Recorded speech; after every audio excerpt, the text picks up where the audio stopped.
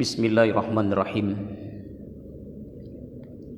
Assalamualaikum warahmatullahi wabarakatuh.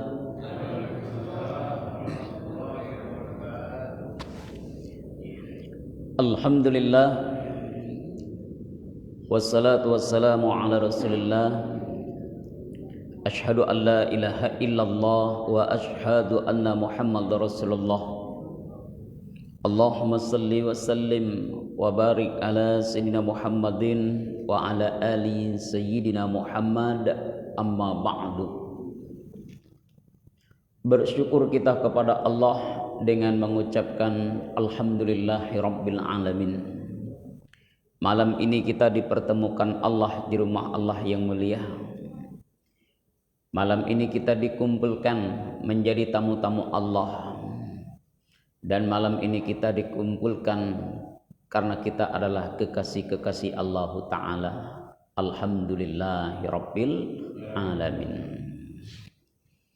Salawat dan salam pada kekasih Allah Nabi Allah Muhammad sallallahu alaihi wasallam, dengan ucapan Allahumma salli ala sayyidina Muhammad wa ala ali sayyidina Muhammad.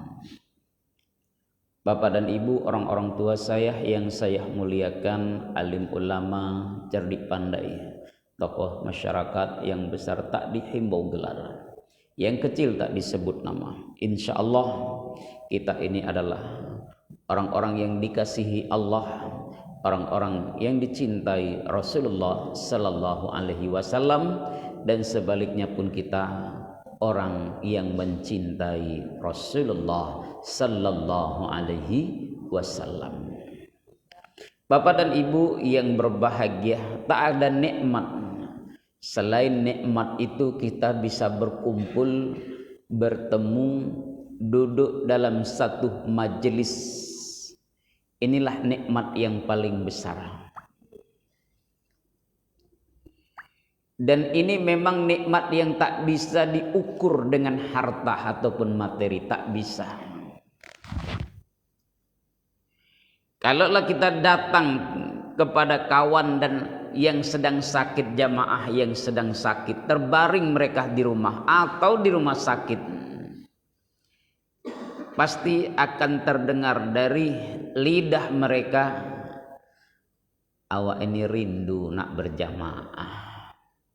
Udah lama saya nggak datang ke masjid. Kalau sudahlah terdengar suara azan di masjid itu, teringat oleh saya kawan-kawan.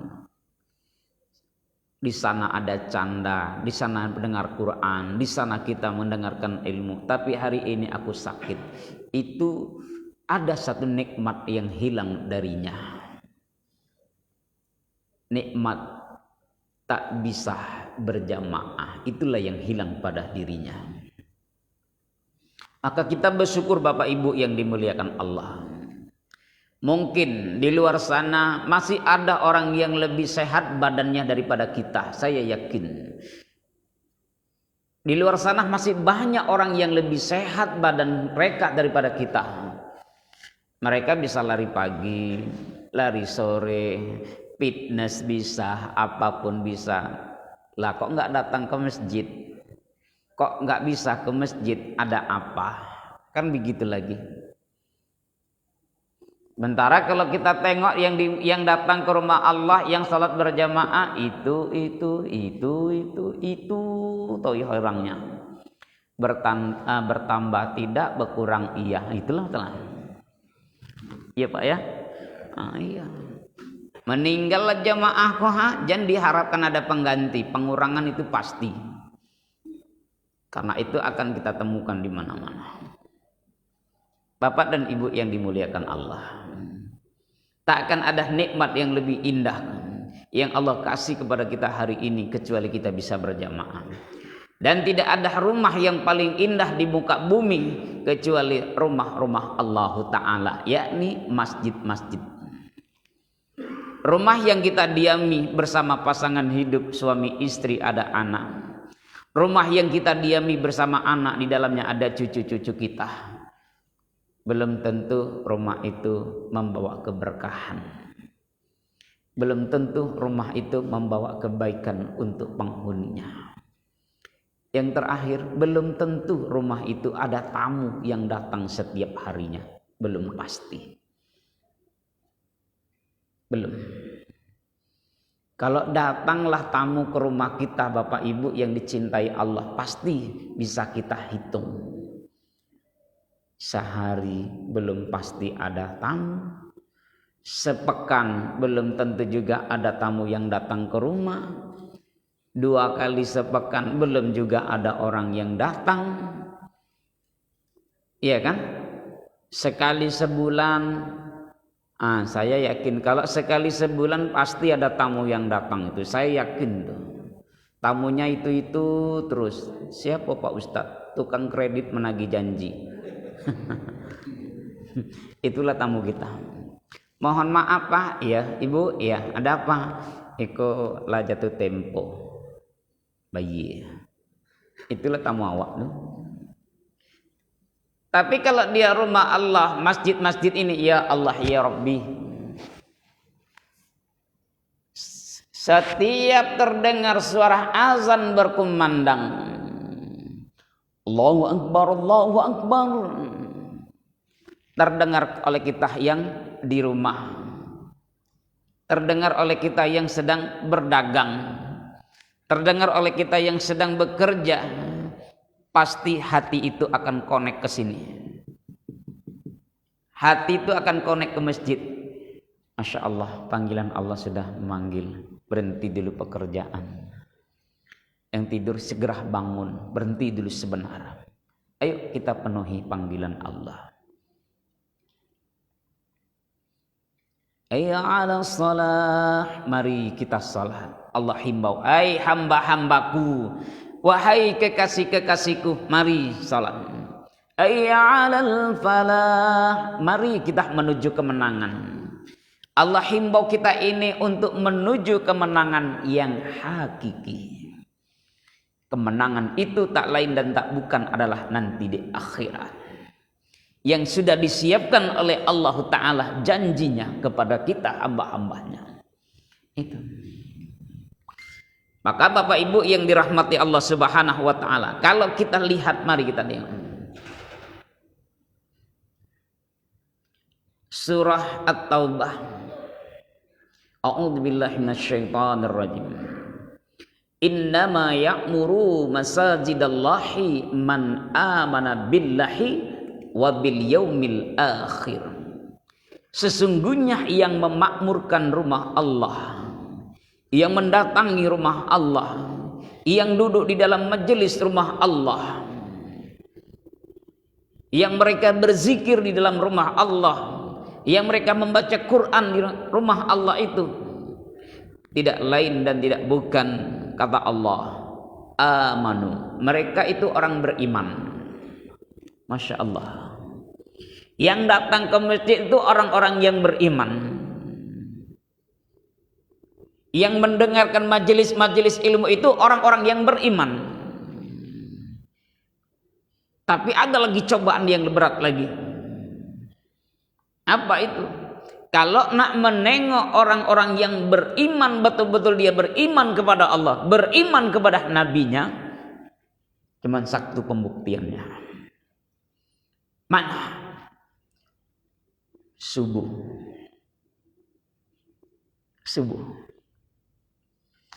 Almarhum Buya Hamka, atau yang dikenal namanya Haji Abdul Karim Buya Hamka, beliau berkata, kalau nak nengok orang Islam, tengoklah salat pada 2 sisi saja, Idul Fitri, Idul Adha. Tengoklah ini orang Islam, ramai masjid Masyitah full Idul Fitri, anak muek sampai keluar. Kenapa Ustaz? Orang Islam. Kadang salat di lapangan. Di lapangan tuh ramai orang. Sampailah pula kawan di lapangan itu bentang sajadah. Salat pula dia 2 rakaat. Allahu Akbar. Assalamualaikum warahmatullahi, assalamualaikum warahmatullahi. Kawan itu pun menanya, salat apa? Tahiyatul lapangan. Lah sudah. Entah mana dapat ngajinya tuh, saya tak tahu. Senyum-senyum larang. Ini tanda orangnya nggak pernah ke masjid. Ini tanda orangnya nggak pernah duduk dalam majelis ilmu. Kalau udah lapangan itu sampai di sana tak ada salat, duduk takbir. Duduk takbir zikir selesai. Nanti waktu salat ada tanda-tandanya. Ini amanu. Mereka itu orang yang beriman itu. Orang yang pergi ke masjid itu orang beriman, bukan kaleng-kaleng. Betul-betul beriman. Kapan itu? Kalau nak nengok orang yang beriman itu, tengoklah masjid di subuh hari. Tengok musola di subuh hari. Masya Allah. Itulah mereka. Masjid ini subuh alhamdulillah full. Full ya Bu ya. Sampai keluar. Banyak. Kenapa? Merebut hidayah, mencari hidayah. Hidayah itu dicari, bukan menunggu hidayah. Dicari itu hidayah itu. Kalau sekedar menunggu hidayah, tunggulah sampai mati tak akan datang. Maka ini Bapak Ibu yang dirahmati Allah Ta'ala, kalau nak nengok orang-orang yang beriman itu, tengoklah masjid dan musola di pagi hari, di subuh hari. Itulah yang mereka mampu menegakkan subuhnya berjamaah. Mereka itu yang hadir. Itulah orang-orang yang benar-benar beriman kepada Allah Ta'ala. Apalagi dia terbiasa 5 waktu berjamaah. Apa kata Rasulullah? Jikalau kalian melihat hamba-hamba Allah yang 5 waktunya dia ada di masjid, ketahuilah sesungguhnya dia itu benar-benar beriman kepada Allah dan Rasulnya. Masya Allah. Ini masjidnya dipenuhi. Kalau membangun masjid ini, ayah ibu yang dirahmati Allah, jamaah yang dicintai Allah, tidaklah begitu rumit menurut saya. Tak begitu rumit Pak. Tinggal dihimbau waktu gotong royong Bapak Ibu jemaah, kita akan merombak masjid. Diumumkan yang mau berinfak, yang mau bersedekah, panitia pembangunan menunggu di masjid, datang. Assalamualaikum Pak. Ya waalaikumsalam. Ini 1 juta. Alhamdulillah kita terima 1 juta dari hamba Allah. Barakallah. Datang lagi jemaah. Pak ya ini 2 juta. Alhamdulillah. Masjid ini pun lama-lama tegak. Selesailah masjid. Mudah membangunnya. Tapi yang sulit tak lain dan tak bukan adalah mengisi masjid itu. Itu yang paling sulit. Bahkan ada manusia Bapak Ibu yang dirahmati Allah, dia punya slogan. Apa slogannya? Awak kalau ndak ke masjid ndak apa-apa do. Dan penting sedekah awak. Ada pula yang model seperti itu. Awak ndak ke masjid ndak apa-apa, yang penting awak sedekah untuk masjid, beli semen, beli ini semuanya kami bantu. Yang kalau apa ndak ke masjid nggak apa-apa. Itu yang salah. Jadi Bapak Ibu yang berbahagia yang dimuliakan Allah Ta'ala, inilah sebaik-baik rumah Allah ini. Inilah rumah sebaik-baik yang ada di dunia ini. Masjid, rumah-rumah Allah yang selalu didatangi oleh kekasih-kekasih Allah Ta'ala. Mereka-mereka yang beriman kepada Allah hanyalah yang mampu meramaikan masjid. Makanya kalau kita subuh hari, ini kalau maghrib 3 sab, subuh paling kencang 1,5 sab. Itu paling kencang. Iya Pak ya? Paling kencang, ibu-ibu segitulah nggak ada. Kemana mereka ya? Wallahu a'lam bishawab. Makanya ibu bapak yang dimuliakan Allah, orang-orang yang beriman kepada Allah Ta'ala, kalau dia subuh dia terbangun. Maka kalau nak mencari orang-orang yang betul-betul dia beriman kepada Allah, tengok masjidnya. Kenapa? Sebanyak itulah yang mereka beriman kepada Allah, sebanyak itulah yang hadir di dalam masjid. Kalau nak menengok orang-orang munafik, itulah tengok kapan? Kapan tengok orang munafik? Subuh. Orang munafik kalau di subuh hari tak akan mampu dia datang ke masjid. Maka begitu Nabi menjelaskan, bangun di waktu subuh membawa keberkahan. udara bersih.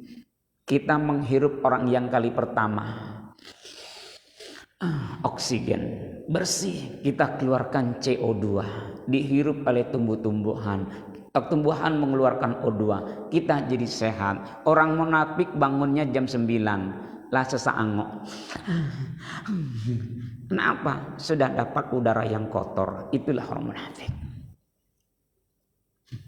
Jadi Bapak Ibu yang dicintai Allah Subhanahu wa taala, masjid. Maka di masa Nabi Sallallahu Alaihi Wasallam itu masjid itu serba fungsi, serba fungsi. Fungsinya bukan sekedar masalah ibadah, enggak, masalah muamalah jadi, masalah strategi perang jadi, itulah masjid.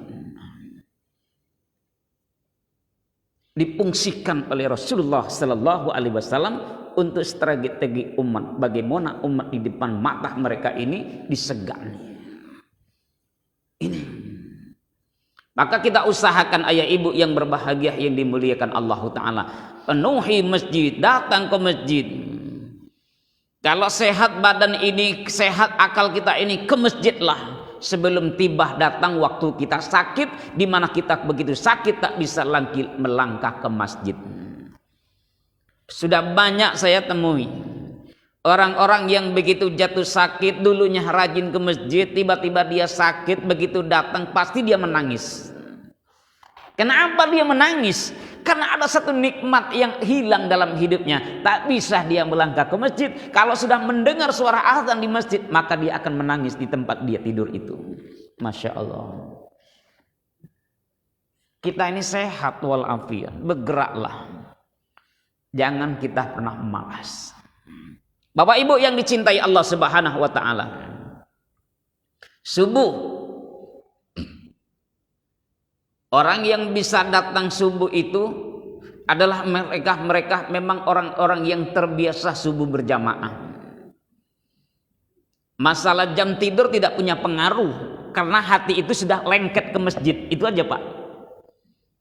Jam berapapun ayah-ayah saya tidur, ibu-ibu tertidur malamnya, jam berapapun tidur tak akan ada pengaruhnya. Kenapa? Kalau hati itu sudah diniatkan untuk ke rumah Allah, pasti subuhnya dia akan terjaga. Ada yang tidurnya yang paling cepat jam 9, paling lama jam 12 malam umpamanya. Menjelang tidur itu paling tidak tuh lidah itu zikir. Subhanallah, alhamdulillah, wa la ilaha illallah, Allahu akbar. Subhanallah, alhamdulillah, la ilaha illallah, Allahu akbar. Atau dia baca selawat, Allahumma salli ala Muhammad wa ala ali Muhammad. Terus dia berselawat, tertidur lelap. Jam berapa dia terbiasa bangun, insya Allah disitulah dia akan terjaga.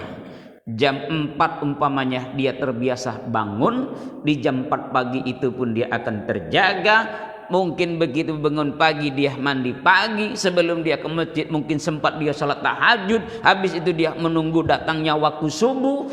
Subhanallah. Begitu subuh datang dia pun melangkah ke rumah, dari rumah ke masjid. Bismillahi tawakkaltu 'alallah, la haula wala quwata illa billahil aliyil azim. Tak ada pertolongan kecuali pertolonganmu ya Allah. Tak ada kekuatan ya Allah kecuali kekuatan darimu ya Allah. Awak ini ke masjid, bismillah. Gelapnya kita berangkat dari rumah ke masjid ini, gelapnya di dunia ini Allah ganti nanti di alam kubur berupa cahaya. Masya Allah. Ini yang banyak tak diketahui oleh orang. Maka ayah dan ibu yang dirahmati Allah, jamaah rahimakumullah, rindukan hati itu selalu berjamaah. Rindukan hati itu. Saya yakin ayah ibu yang sudah terbiasa berjamaah, begitu dia safar, kita dalam perjalanan jauh, suami istri, keluarga, begitu sedang dalam mobil, dekat waktu sholat, kalau enggak istri suami, kalau enggak suami istri anak, mungkin akan berkata, ya sebentar lagi zuhur, kita cari masjid ya. Oh ya, syafar. Ada masjid dekat sana pinggir jalan, pas sebelah kiri, nanti kita sholat di situ aja, kita jamak langsung, pas. Nah apa? Orangnya tidak terbiasa. Ini orang sudah terbiasa berjamaah. Pasti tuh. Subuh dia akan tetap terjaga. Dia kalaupun mesafar perjalanan jauh, kalaupun dia menginap di hotel atau di mana, dia akan mencari hotel yang dekat dengan masjid. Itu pasti tuh Pak. Saya kalau lagi jalan-jalan jauh, perjalanan jauh safar, saya kalau menginap, saya cari tempat menginap yang dekat dengan masjid. Kenapa saya dekat dengan masjid? Karena saya ingin mencari keberkahan dalam hidup ini, ridha Allah Ta'ala. Hidup ini kan mencari ridha Allah Pak. Kalau mencari pahala ini mudah, tapi kalau mencari ridha Allah itu yang paling sulit itu. Kalau mencari pahala ini mudah, tapi mencari ridha Allah itu yang rumit. Maka jangan pernah kita tinggalkanlah subuh berjamaah ini, jangan pernah ditinggalkan.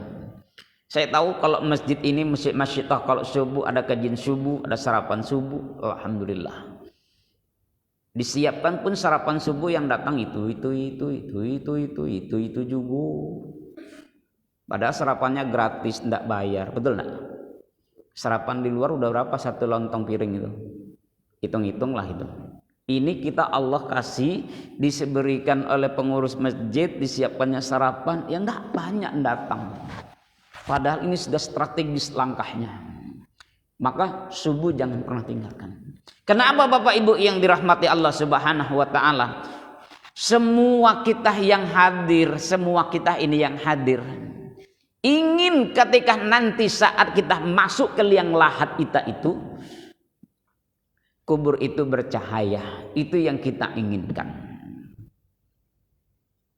Kita kan tidak tahu Pak bagaimana kubur masa depan kita, rumah masa depan kita kan tak tahu, wallahu alam. Tak tahu kita Pak. Siapa yang bisa menjamin kubur kita nanti bercahaya? Tak tahu. Saya sendiri pun tak bisa saya jamin. Tapi hanya saya bisa berharap kepada Allah Ta'ala. Kenapa? Banyaklah manusia-manusia yang hari ini di dalam kuburnya datang penyesalan. Yang penyesalan itu tak akan ada gunanya lagi. Menjerit siang dan malam pun tak ada gunanya lagi, karena jeritan itu tak akan bakal didengar oleh Allah Ta'ala, tak akan pernah didengar. Enggak. Kita wajib beriman masalah kubur pasti ada nikmat, ada azab, pasti itu. Dalam kubur itu ada nikmat, ada azab. Cuma azabnya kubur itu kayak apa? Wallahu alam. Nikmatnya kubur itu seperti apa? Wallahu alam. Tak ada yang tahu di antara kita, tak ada yang tahu. Cuma kan di awal-awal surah Al-Baqarah itu orang-orang yang beriman itu kan diajak oleh Allah. Apa kata Allah? Alladzina yu'minuna bil ghaib. Orang beriman itu wajib percaya dengan hal yang gaib. Yang gaib itu tak nampak oleh mata, tapi dia wajib untuk diimani. Apa itu? Yang namanya azab, yang namanya nikmat kubur, wajib awak iman. Sederhananya begini Bapak Ibu yang dimuliakan Allah Ta'ala. Suatu hari Rasulullah Sallallahu Alaihi Wasallam berjalan di pemakaman Baqi. Lalu Nabi bertanya dengan sahabat, wahai sahabat, ya Rasulullah, bagaimana menurut kalian ini kubur? Ya Rasulullah, kami tengok kubur ini dari atas semuanya sama ya Rasulullah, bentuknya sama. Iya, betul. Kata Nabi, sama. Tapi ketahuilah wahai sahabatku, di atasnya memang sama, tapi di dalamnya tak ada yang sama. Kenapa ya Rasulullah? Ada nikmat, ada azab. Nampak? Enggak nampak. Nampak azabnya? Tak nampak. Nikmat itu tak nampak juga. Jadi pernah dilogikakan seperti ini ayah ibu. Di dalam masjid ini kan ada AC. Itu kan AC itu nampak tuh. AC dingin. Terasa nggak dinginnya? Dinginnya terasa. Yang jadi pertanyaan itu dinginnya nampak enggak? Nggak nampak. Berarti dingin adalah gaib. Loh, kenapa? Karena nggak nampak. Tapi dia bisa dirasa. Oh ya, bisa dirasa. Kubur itu nampak, ya nampak. Tapi dalamnya tak nampak. Maka itu adalah hal yang gaib. Sederhananya begitu. Ibaratkan kipas angin itu nampak. Kalau dia hidup berputar itu kipasnya, terasa anginnya. Nampak anginnya, nggak nampak. Maka angin itu adalah gaib. Sederhana. Kubur itu nampak, dalamnya tak nampak. Masya Allah. Nah kalau begitu tuh kata Allah, alladzina yu'minuna bil ghaib. Orang yang beriman itu wajib percaya dengan hal yang gaib, perkara-perkara kubur. Maka jangan pernah kita tinggalkan masjid. Jangan pernah kita untuk tidak berjamaah. Selalu berjamaah jambarnya berjamaah. Ini innama ya'muru masajidallahi man amana billahi wa bil yaumil akhir. Mereka orang yang beriman kepada Allah dan mereka juga beriman kepada hari akhir. Akan kita temukan hari akhir itu akan kita temukan. Tapi kapan terjadinya? Kiamat itu kapan terjadinya? Kita tak ada yang tahu. Takkan ada yang tahu. Kiamat itu urusan Allah.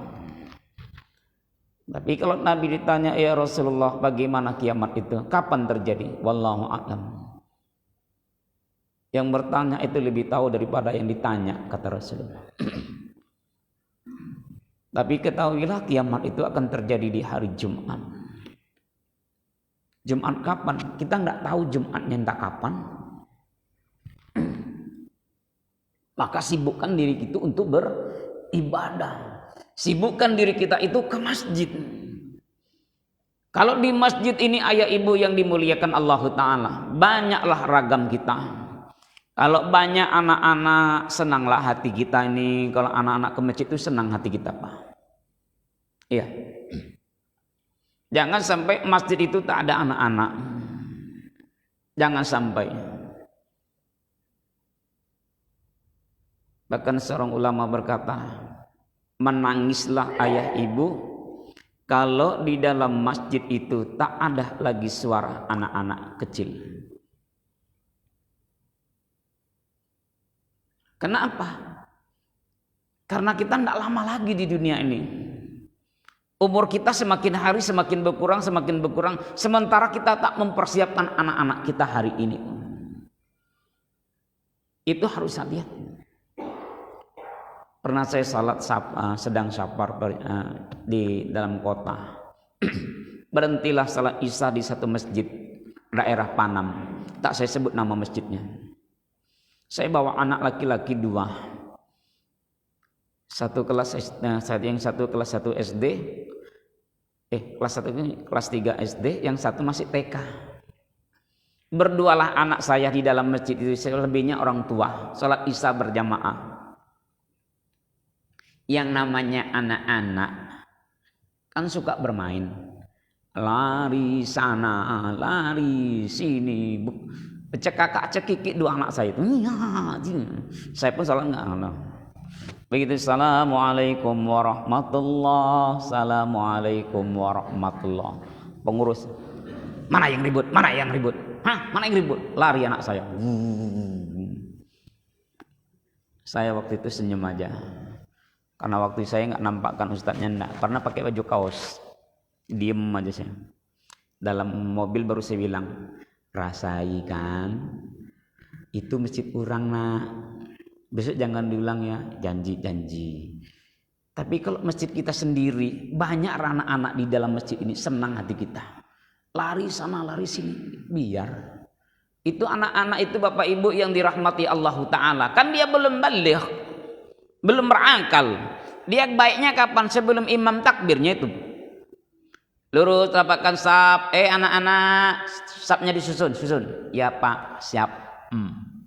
Imam mulai takbir, Allahu Akbar, Alhamdulillahi Rabbil Alamin.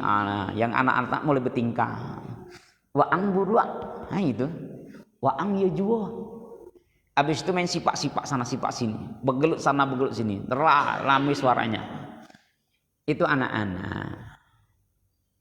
Dimarahi Pak Ustadz, jangan. Habis salat makasih tahu siapa tadi yang ribut. Ayo ulangi salatnya. Kan enak lagi gitu.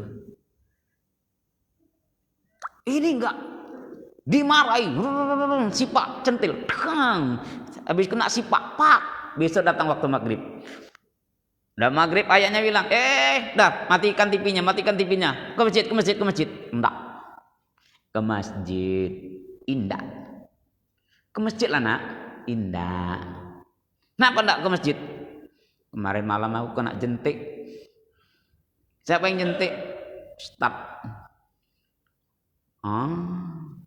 Ustaz Nula. Ustaz yang tak tahu apapun dijelek-jelekkan sama anak-anak awak sendiri. Ngeri. Itulah risikonya. Makanya berapa banyak anak-anak yang hari ini lebih sibuk dengan dunianya, gadgetnya. Karena enggak ke masjid lagi, Pak. Mana anak-anak remaja? Ikunya, Pak. Bagus anak-anak remaja. Yang remaja itulah yang kita harapkan nanti bisa mengurus kita nanti di hari tua kita, di saat kita sudah menjadi jenazah. Itu yang mereka kita harapkan. Birrul walidain itu di mana nanti kita ketemukan?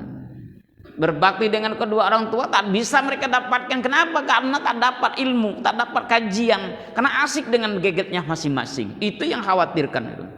Makanya kalau masjid itu penuh dengan anak-anak bersyukur, sepi dari anak-anak menangis. Kenapa? Saat nanti kita mati yang hadir ini 20 tahun yang akan datang, itu anak-anak tak lagi ke masjid. Ini berubah. Kenapa berubahnya? Gak ada lagi orang ke masjid, akhirnya berubah bisa menjadi gereja. Selesai perkara. Anak-anak sudah pindah dengan agama orang. Tuh. Makanya ajak anak-anak itu diajak. Maghrib sekali-sekali tak apalah, ajaklah dia maghrib ajak. Saya kalau bapak ibu yang dirahmati Allah Ta'ala, kalau di tempat saya pengajian di masjid saya, itu kalau maghrib saya sering masbuk. Begitu sampai anak-anak kan lari sana lari sini. Jangan ribut. Begitu awak gini kan, malah dibalas. Malah pula awak dibalas. Marah Ustaz? Enggak marah. Dunia anak. Yaudah. Mereka tenang. Anak kalau sudah di masjid, hargai dia. Suruh dia azan. Suruh dia iqamah. Imam belum boleh. Udah selesai. Kenapa? Dia akan punya cita-cita. Besok aku yang jadi imam. Besok aku jadi muazin dan seterusnya. Begitu. Anak remaja bawa. Dilatih. Dilatih apa? Fardu kifayah, itu yang perlu diajak. Karena Bapak Ibu yang dimuliakan Allah Ta'ala, saya belum pernah menemukan sekelompok anak-anak muda yang ahli mengurus jenazah. Itu belum ada. Belum. Yang kebanyakan yang mengurus jenazah ini, maaf yang kita orang tuanya Pak, yang sudah di atas 40 tahun ke atas, yang bawah itu tak ada. Itu pun mengurus jenazah itu tak semua orang mau. Kenapa? Takut. Itu aja masalah lagi. Kalau udah orang mati pasti panggil siapa? Ustadznya. Ustadz, si anu tuh mati. Yo. Mandikan yo. Kapan kan ya? Yo. Itu tugas ustadz katanya. Nah. Maka ayah ibu yang dirahmati Allah Ta'ala, kalau ada orang mati di satu masjid, jamaah masjid, saya tak langsung memandikan itu, tak mau. Saya tanya, mana anaknya? Ini. Mana yang lain? Ini. Ini ayahmu? Iya. Sayang dengan ayah? Iya. Ayo kita mandikan ayah. Ada berlimah mereka, bawa yang 5-5-nya itu tempat pemandian. Awak yang tukang nyiram pertama saja, bismillah. Habis itu serahkan dengan keluarga, suruh dia mereka membersihkan semuanya. Pintu depan, pintu belakang, bersihkanlah ini ayahmu. Kau cebokin ayahmu. Dah, kau bersihkan. Nanti yang terakhir itu baru tugas kita. Bersihkan betul-betul najis dari badannya. Itu. Maka saya tak serta-merta langsung saya bersihkan dengan tangan saya jenazah itu langsung. Nah, saya berikan dulu dengan keluarganya. Karena lebih utama yang membersihkan jenazah itu tak lain dan tak bukan adalah sahibul bait, keluarga, bukan ustaz. Awak ini sekedar membimbing Bapak Ibu yang dicintai Allah Ta'ala. Maka kalau begitu gimana? Jangan kita jauh dari rumah Allah. Kembali kita ke masjid ini supaya dapat ilmu terus. Ada kadang-kadang Bapak Ibu yang berbahagia, aneh, katakanlah masjid kita ini sudah 30 tahun. 30 tahun masjid ini tegak, ada pula warga sekalipun tak pernah datang dia berjamaah, sekalipun tak pernah datang ke masjid. Ini begitu sekali, ya Allah ya Rahman. Padahal kita hari ini malam ini bersyukur, Pak. Ayah ibu bersyukurlah malam ini. Kenapa malam ini kami bersyukur, Pak Ustaz? Karena malam ini kita semua posisi kita masih ada di belakang imam. Itunya. Iya kan? Hari ini malam ini kita masih di belakang imam. Bersyukurlah kepada Allah Ta'ala. Hari ini kita yang di belakang imam suatu saat akan pindah di depan imam. Kapan? Wallahu alam, tak tahu. Kita hari ini di belakang imam, besok awak pindah di depan imam, kan begitu, Pak. Kalau sempatlah ada warga ke masjid tidak pernah, apapun tidak pernah, begitu sekali datang ke masjid langsung di depan imam, langsung di depan imam. Padahal imam itu tak pernah menyuruhnya langsung, tak pernah. Ikut warganya warga nekat. Baguslah sebaiknya itu nama kita itu sedih rasanya kalau kita subuh hilang saja, Pak. Sekali subuh tidak berjamaah, ada tuh rasa yang hilang. Pasti bapak-bapak hatinya itu galau, ibu-ibu pasti hatinya juga galau. Kenapa? Terlambat ya Allah, tak terbangun olehku ya Allah. Pasti itu. Kenapa? Karena awak udah terbiasa untuk berjamaah. Yang paling berat lagi ada, kata Rasulullah sallallahu alaihi wasallam, man sami'an nida falam yujib fala salata lahu illa min uzr. Siapa orang yang mendengarkan seruan azan di masjid, dia dengar itu, hayya 'alas shalah, mari kita salat, hayya 'alal falah, mari kita menuju kemenangan, tetapi dia tidak memenuhi panggilan itu, tidak menghadiri panggilan itu, fala salata lahu, maka tidak ada salat baginya.